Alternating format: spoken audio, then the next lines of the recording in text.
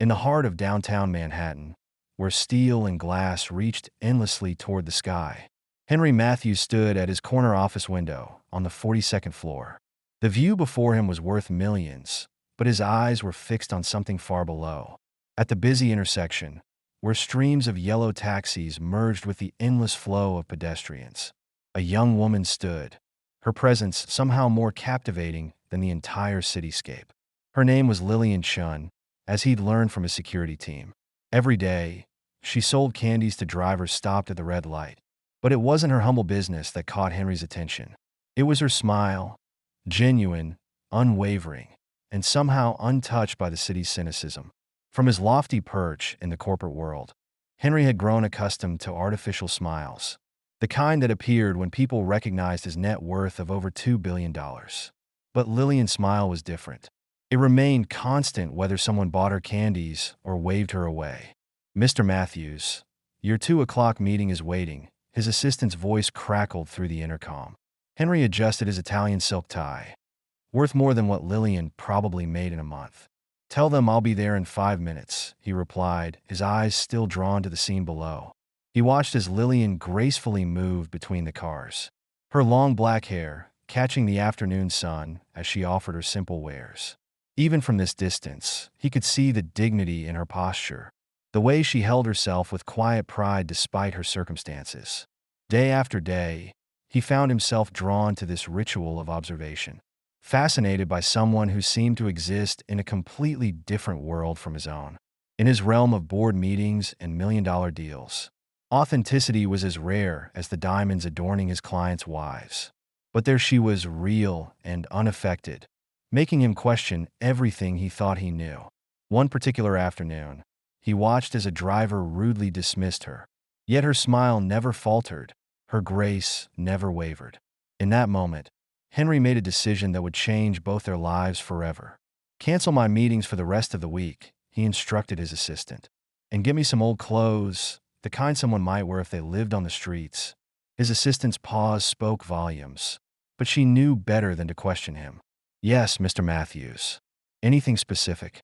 "Make it believable," he replied, finally turning away from the window. "And Sarah? This stays between us."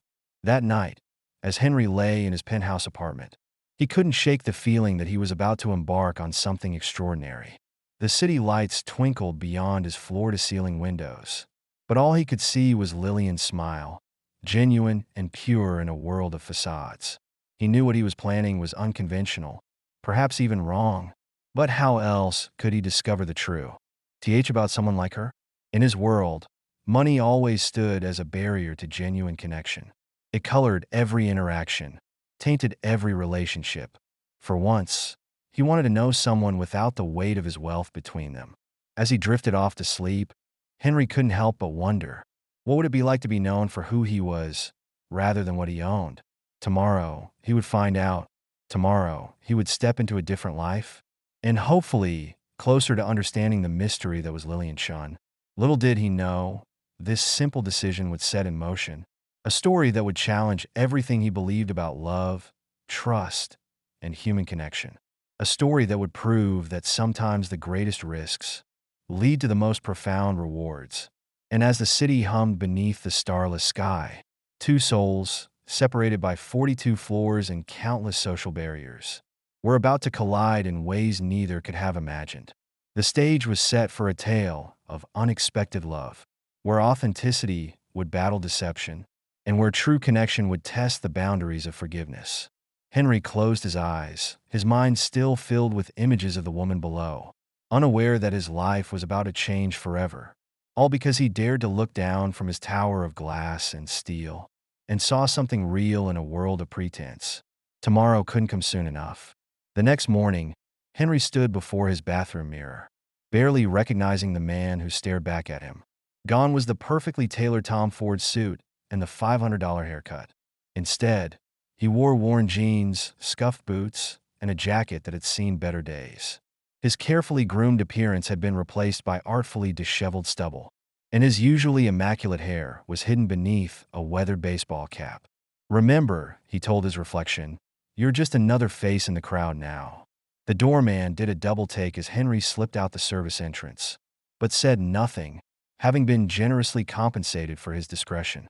The morning air felt different at street level, without the barrier of tinted car windows or the cocoon of his private elevator.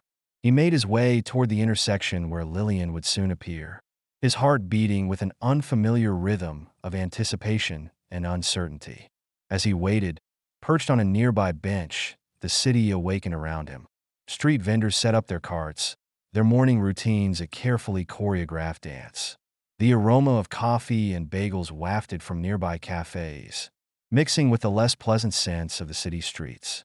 At precisely 7:30, Lillian appeared, just as she had every morning he'd watched from above. But here, at ground level, her presence was even more compelling. She moved with a quiet grace that seemed to part the rushing crowd, setting up her small cart with practiced efficiency. Her dark hair was tied back in a simple ponytail, and her heels, though modest, were impeccably clean and pressed. Henry watched as she arranged her candies with careful attention, each movement deliberate, each detail important. The morning light caught her face as she worked, revealing features that were both delicate and strong. Her eyes, he noticed, held a depth he couldn't have seen from 42 floors up, a mixture of determination and gentle kindness that made his breath catch. The first wave of morning traffic brought her first customers, and Henry witnessed up close what he'd only observed from afar. She approached each car window with the same warm smile, whether met with kindness or indifference. "Would you like some candy today?" Her voice carried across the street, clear and musical above the city's cacophony. Some drivers ignored her, others waved her away, but many smiled back, reaching for their wallets. He noticed how she remembered certain customers, asking about their children or commenting on their day. These small connections, these tiny threads of humanity, woven into the fabric of the city's rush hour. As the morning wore on, Henry gathered his courage, knowing the next step in his plan required more than just watching. He approached her cart during a lull in traffic, his designer shoes now scuffed enough to match his disguise. "Excuse me," he said, his voice deliberately rough. "Would you happen to have any chocolate?" Lillian turned to him, and for a moment, Henry forgot to breathe. Her smile, up close, was even more radiant than he'd imagined. "Of course," she replied, gesturing to her selection.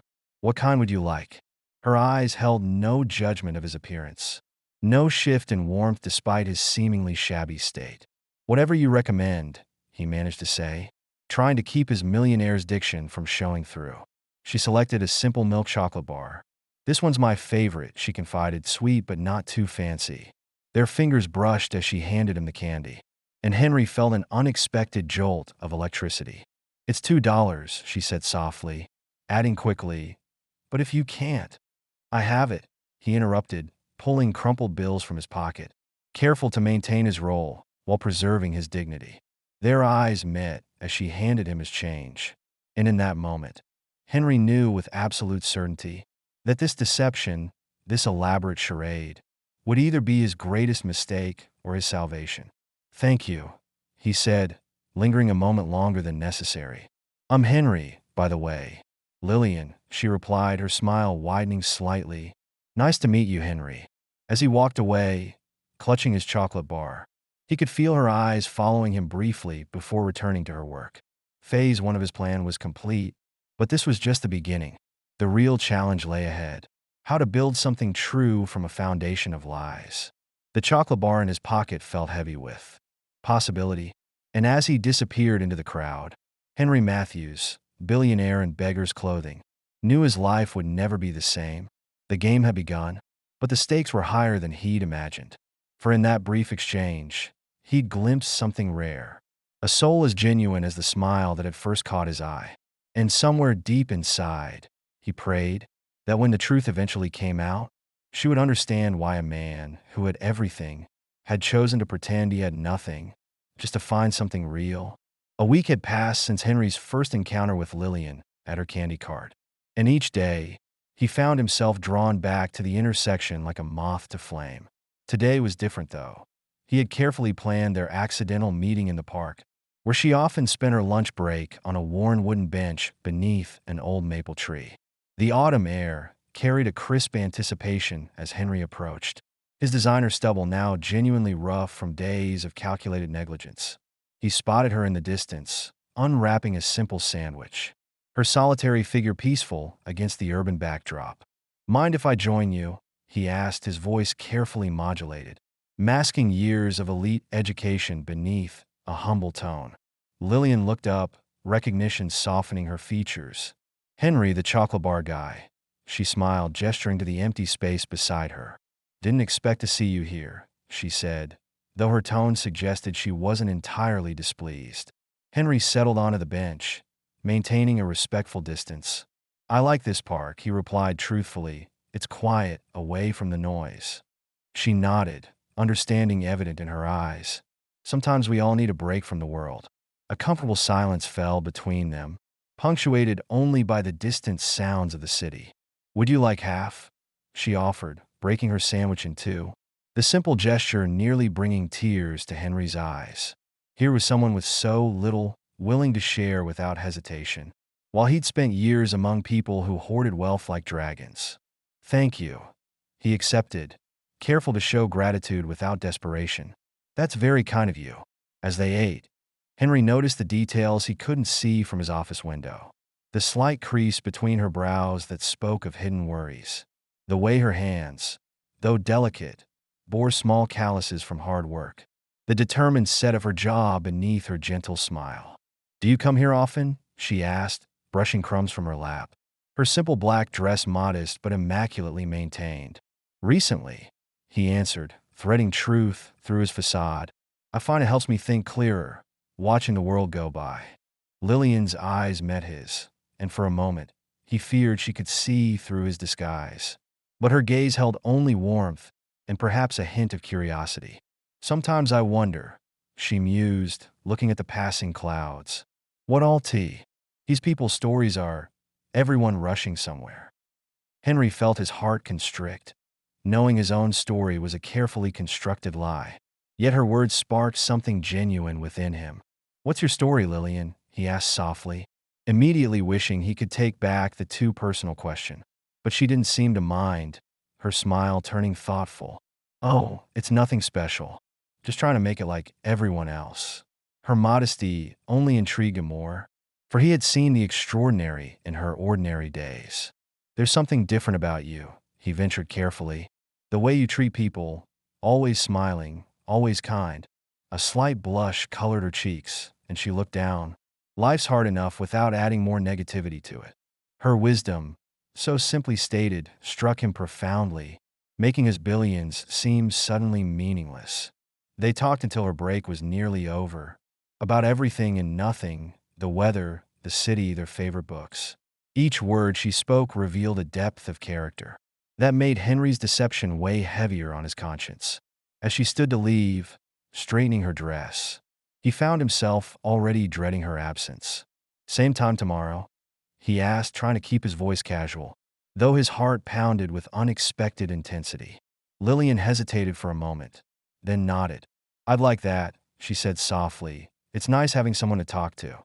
Watching her walk away, Henry remained on the bench, the half of the sandwich she'd shared sitting heavy in his stomach. He'd constructed this elaborate scheme to understand her. Yet with each interaction, he felt more lost in the complexity of his deceit. For in trying to discover who she truly was, he was forced to confront who he had become. And as the afternoon sun cast long shadows across the park, Henry Matthews, the billionaire in disguise, realized he was no longer merely observing a life different from his own. He was falling in love with the soul who lived it. This simple lunch in the park had changed something fundamental, setting in motion a chain of events that would test them both. For lies, no matter how well-intentioned, have a way of growing more complicated with each passing day. And as Henry walked back through the bustling city, he wondered if there would ever be a right time to tell the truth, or if some deceptions, once started, could only end in heartbreak. The truth began to unravel on a rain-soaked Tuesday evening, when Henry, still maintaining his disguise, decided to follow Lillian after her shift. The city lights reflected off wet pavements like scattered diamonds. As he maintained a careful distance behind her slight figure, his heart grew heavier with each step she took toward the city's rougher edges, where neon signs buzzed and shadows held secrets best left untold. He watched as she entered the Blue Moon Bar through a side door, its flickering cig in casting an eerie blue glow across her tired face. Through the grimy window, he witnessed a transformation that broke his heart. Lillian, his sunny candy seller, now wore a tight black uniform, navigating between tables of rowdy patrons with practiced caution. Her smile still present, but different, a shield rather than a light. "Hey, sweetheart, over here," a drunk patron called out, his words slurring as his hands reached for her inappropriately. Henry's fists clenched involuntarily, his billionaire's rage barely contained, as he watched Lillian skillfully dodge the unwanted advance. She moved with the precision of someone who'd learned the hard way how to avoid trouble while keeping the peace. 2 hours passed, and Henry remained rooted to his spot, each moment revealing more of Lillian's hidden world. He saw how she counted her tips with trembling fingers, tucking each dollar away as if it held the weight of dreams. When her shift ended at midnight, he followed her again, this time to a modest apartment building in need of repair. Through a dim window, he watched a scene that changed everything. Lillian, kneeling beside a bed where an older woman lay. Her mother, he realized as she tenderly administered medicine, speaking soft words of encouragement he couldn't quite hear. Then came the moment that sparked his suspicion. Lillian retrieved a worn duffel bag from beneath her bed, her hands moving with practiced efficiency as she counted, stack after stack of carefully bundled cash. The amount was substantial, far more than candy sales could explain, and Henry felt his throat tighten with worry and confusion. Was there more to Lillian's story than he'd imagined? What desperate circumstances drove this gentle soul to such secrecy?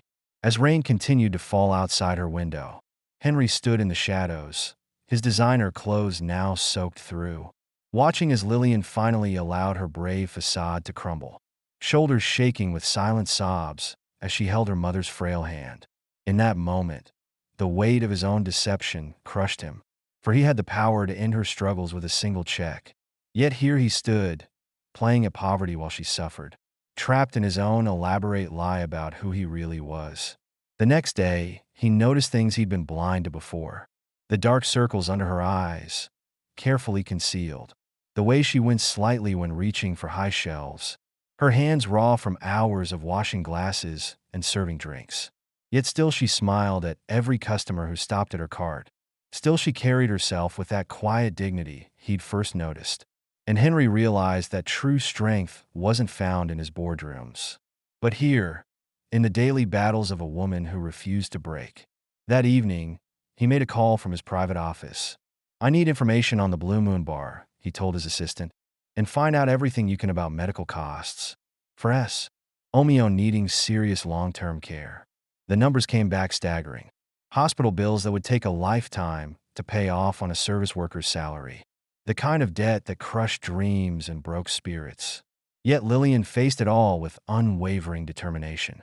He arranged for anonymous donations to be made to her mother's hospital, used his influence to improve conditions at the bar.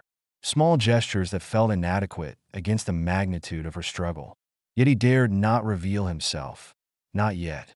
For in discovering the depth of Lillian's reality, Henry had also uncovered the depth of his own feelings, and the fear that when she learned the truth about him, she would see only another betrayal in a world that had given her so many. As autumn rain continued to fall over the city, two hearts beat in different rhythms of pain, one drowning in the weight of necessary deception, the other fighting battles in silence, unknown and alone, and somewhere between truth and lies, between wealth and poverty, between love and fear, a story continued to unfold that would test the limits of forgiveness and understanding. For sometimes the cruelest reality isn't the hardship we face, but the walls we build between ourselves and others, in our desperate attempts to protect what we fear most to lose. In the depths of his gleaming Manhattan office, Henry's fingers trembled over his keyboard as he orchestrated a symphony of secret kindnesses for the woman who haunted his thoughts. The autumn sun cast long shadows across his desk, while he penned an email that would change the atmosphere of the Blue Moon Bar forever. Effective immediately, he wrote to his lawyers, Purchase a controlling interest. Maintain current management, but implement the following changes. His heart ached as he recalled Lillian's exhausted face after her late-night shifts. The way her shoulders tensed when certain customers approached too closely. The power he'd always wielded so confidently in business now felt like a delicate instrument requiring the lightest touch. Through a maze of shell companies and discreet investments, he began weaving a protective web around her world. First came the security cameras, appearing like guardian angels in dark corners, their presence alone deterring the worst of the bar's behavioral excesses. Then the schedules shifted, as if by magic. No more 3 a.m. closings for the gentle candy seller with tired eyes. Strange, Lillian mentioned one day on their park bench, her face showing less strain than he'd seen in weeks. The bar feels different lately. Safer somehow. She picked at her sandwich, the same kind she always shared with him. Maybe someone's looking out for you, Henry suggested carefully, his designer stubble hiding the tension in his jaw. She laughed softly, the sound making his chest tighten. Guardian angels don't usually visit places like the Blue Moon. If only she knew how wrong she was. How one such angel sat beside her in beggar's clothing. Each night, after their park bench conversations, Henry returned to his penthouse suite overlooking the city. There, surrounded by luxury that now felt hollow, he'd remove his carefully crafted disguise. In tailored suits once again, he'd make calls and send emails, all designed to ease her burden without revealing his hand. Anonymous donations trickled into her mother's hospital account, just enough to keep the bills from overwhelming, but not enough to raise suspicion. The bar's new employee wellness program provided health insurance, a benefit that brought tears to Lillian's eyes when she told him about it. "It's like the universe is finally giving us a break," she said one afternoon, while autumn leaves danced around their feet. Henry just nodded, swallowing the truth that burned in his throat. For the universe had nothing to do with it. Yet with each act of secret kindness, the weight of his deception grew heavier. Every grateful smile she shared became a double-edged sword, cutting deeper into his conscience with each passing day. For how could he tell her that her guardian angel was the same man who sat beside her in worn jeans and scuffed boots? That the billionaire she'd read about in newspapers was the one sharing her simple lunch in the park? The irony wasn't lost on him. In trying to protect her, he was building a wall of lies between them. Each good deed added another brick. Each secret kindness another layer of deception. Late at night, in his empty penthouse, he'd stand at his window, looking down at the city below. Somewhere out there, Lillian was probably counting her tips, unaware that the man who shared her park bench held her fate in his hands. "Just a little longer," he'd whisper to his reflection, "until I find the right way to tell her." But deep down, Henry knew there would never be a right way to reveal such a truth. For how do you tell someone that their trust, the very thing you treasure most, was built on a foundation of lies? Even if those lies were wrapped in love's best intentions. In the sterile quiet of Mount Sinai Hospital's private wing, two souls who had drifted apart now sat in uncomfortable silence. The gentle beeping of medical monitors created a steady rhythm, as Lillian's mother slept peacefully, unaware of the tension around her. "The doctors say she's responding well to the treatment." Lillian spoke softly, her eyes fixed on her mother's sleeping form. Henry stood by the window, keeping a respectful distance, his expensive suit feeling like a costume he no longer knew how to wear. "I'm glad," he replied, his voice barely above a whisper. "She deserves every chance at recovery." The unspoken hung heavy between them, that he had made this recovery possible. Yet at what cost? Lillian finally turned to face him, her eyes holding a storm of emotions. "Why didn't you just tell me who you were from the beginning?" The question he dreaded most, yet knew he had to answer. If there was any hope of rebuilding what they'd lost.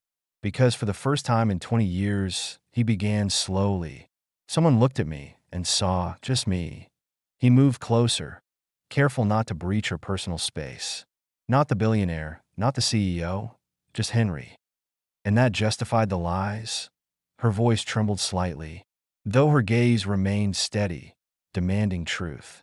"No," he admitted, running a hand through his now perfectly groomed hair. "Nothing justifies what I did to you, Lillian." A nurse passed by the door, pausing briefly to check on them. giving Henry a moment to gather his thoughts. Every day I spent with you on that park bench, he continued when they were alone again. I learned what real strength looks like, what genuine kindness means in a world that rarely values it. Lillian's expression softened slightly, almost imperceptibly, as memories of their shared lunches flickered between them. The sandwich, she said suddenly, a hint of irony in her voice. I shared my lunch with a billionaire. For the first time in weeks, a genuine smile touched her lips, though it carried a shade of sadness that pierced Henry's heart. Those sandwiches meant more to me than any Michelin-starred meal, he replied, honesty raw in his voice. She moved to her mother's bedside, adjusting the blanket gently. I'm not sure I can trust you again, Henry. I know, he acknowledged, accepting the weight of her words. But I'd like the chance to earn that trust back.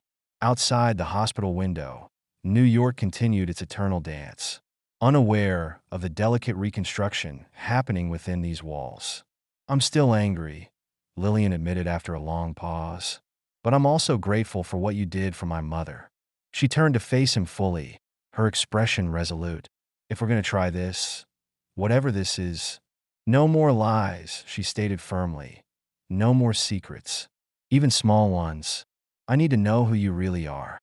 Henry nodded, relief and anxiety mingling in his chest. Complete honesty, he promised. You deserve nothing less. Starting with dinner, he ventured carefully. A real dinner, where I don't have to pretend I can't afford the menu. A ghost of their old warmth flickered in her eyes. Baby steps, Mr. Matthews, she said, using his formal name teasingly. Tomorrow night? He asked, hope rising cautiously in his chest. I know a little Italian place in the village. Not per se, she raised an eyebrow. Or Le Bernardin? The subtle joke made his heart soar. She remembered their conversations about fancy restaurants. No, he smiled, understanding her point. Somewhere real. Somewhere we can talk. As he turned to leave, Lillian's voice stopped him. Henry? Thank you for my mother. Really? He paused at the door, looking back at the two women, one sleeping peacefully, the other watching him with guarded eyes. Thank you, he replied softly, for giving me a chance to make things right. As he walked through the hospital corridors, Henry felt something he hadn't in weeks, hope. For in that room, among the beeping monitors and antiseptic air, a fragile bridge had begun to form across the chasm of broken trust. Tomorrow would bring its own challenges. But for now, this small step forward was enough. Because sometimes love's greatest victory isn't in never falling apart, but in having the courage to begin again. One truth, one moment, one heart at a time. In the warm glow of autumn's fading light, Lillian stood nervously before the entrance of Columbia Business School. Her reflection in the glass doors showed a different woman, no longer just the candy seller, but a student pursuing her dreams. You can do this, she whispered to herself, clutching the leather bag Henry had given her, her first acceptance of his help. Inside the classroom, she found her seat among future business leaders, some wearing designer clothes that cost more than her monthly rent. But now she understood something they didn't. Success wasn't measured by the price tag of one's clothes, but by the strength of one's character, a lesson she'd learned in the hardest way possible. Meanwhile, across town in his corporate office, Henry found himself transformed by love's quiet revolution. The man who once measured life in profit margins now saw wealth in the simple joy of Lillian's growing confidence. Mr. Matthews, his assistant interrupted his thoughts. The board meeting is waiting. Tell them we're changing our community investment strategy. He replied, a new purpose lighting his eyes. That evening, they met at their old park bench, a place that now held both sweet and bitter memories. How was your first day? He asked softly, noticing how her eyes sparkled with newfound excitement. Overwhelming, she admitted, but her smile was radiant. But I understood more than I expected to. Of course you did. He squeezed her hand gently. You've been running your own business for years. She looked at him questioningly, and he continued, managing inventory, calculating profits, customer relations. Selling candy at traffic lights isn't exactly Harvard Business School. She laughed, but there was no self-deprecation in her voice anymore. No, he agreed. It's better. It's real experience. The pride in his voice made her heart warm. They had found a new rhythm in their relationship, one built on honesty and mutual growth. Henry learned to see the world through her eyes, finding beauty in the simple moments he'd once overlooked. Lillian learned to accept help without losing herself, to embrace opportunity while staying true to her roots. Together, they began planning her dream, a community cafe that would offer more than just coffee. It needs to be a place where everyone feels welcome, she explained, sketching her vision in a notebook. Where PLE can find what I found in that park. She looked at him meaningfully, a chance to be seen. Henry watched her work, amazed by her transformation, not into someone different, but into a stronger version of herself. Her mother's recovery progressed steadily, and with each passing day, the shadows in Lillian's eyes lifted. She kept her job at the candy cart, despite Henry's offers to help. Some things aren't about money, she told him wisely. He understood then what she was teaching him. Dignity couldn't be bought, only earned. Late one night, as they walked through her old neighborhood, Lillian stopped before her mother's apartment building. I used to be ashamed to bring you here, she confessed. Now I realize it's part of who I am. Henry pulled her close, his heart full of wonder at how this woman had changed his entire worldview. You've taught me more about success than business school ever did, he whispered against her hair. And you, she responded, touching his face gently, taught me that love can bridge any distance. Together they stood in the quiet street, two souls who had found each other across life's great divide, learning that true growth isn't about changing who you are, but becoming more fully yourself through love's patient eyes. And as the city hummed around them, they understood that their greatest achievement wasn't in the degrees or business deals, but in the hearts they'd helped each other heal. For in love's gentle classroom, they had both become students and teachers, learning that life's richest lessons come from daring to grow together.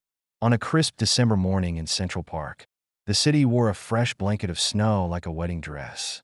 Henry stood beneath an arch of frost-kissed roses, his heart beating a rhythm of certainty and joy.